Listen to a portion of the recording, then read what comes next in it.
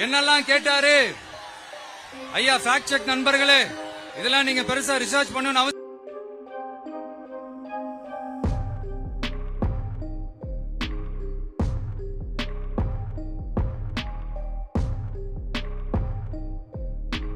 இந்த மாஜி மந்திரியை பத்தி உச்சி மேல தூக்கி வச்சு மெச்சினதெல்லாம் நம்ம காதால கேட்டோம் இல்லையா?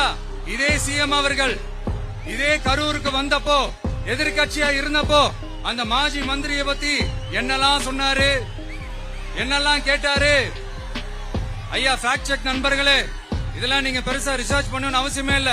யூடியூப் ஓபன் பண்ணி பாருங்க, தெரிச்சிருவீங்க, மிரண்டுருவீங்க.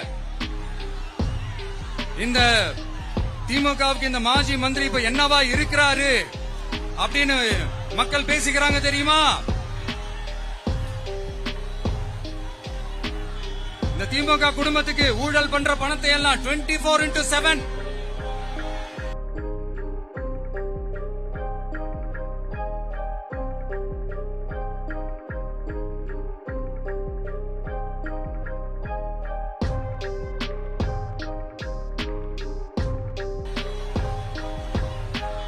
இந்த திமுக குடும்பத்துக்கு ஊழல் பண்ற பணத்தை எல்லாம் 24/7 டெலிவரி பண்ற ஒரு ஏடிஎம் மிஷினா இருக்கிறாராம். இங்க போலீஸ் பாதுகாப்புலாம் இருக்கா இல்லையா? போலீஸோட கைகள்லாம் கட்டப்பட்டிருக்குன்னு நினைக்கிறேன். போலீஸ் சார், மக்கள் தான் சார் எஜமானர்கள். மக்களுக்காக மட்டும்தான் பயப்படணும், வேற யாருக்காகவும் பயப்படணும்னு அவசியமே கிடையாது. இன்னும் 6 மாசம் தான். ஆட்சி மாறும், காட்சி மாறும், அதிகாரம்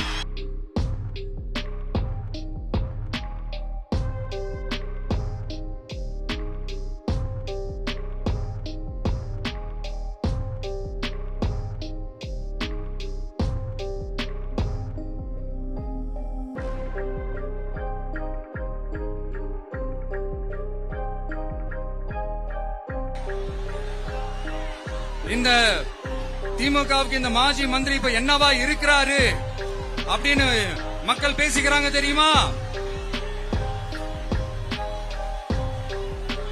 இந்த திமுக குடும்பத்துக்கு ஊழல் பண்ற பணத்தை எல்லாம் 24/7 டெலிவரி பண்ற ஒரு ஏடிஎம் மிஷினா இருக்கிறாராம் அப்படின்னு நான் சொல்லுங்க, ஊருக்குள்ள பேசிக்கிறாங்க.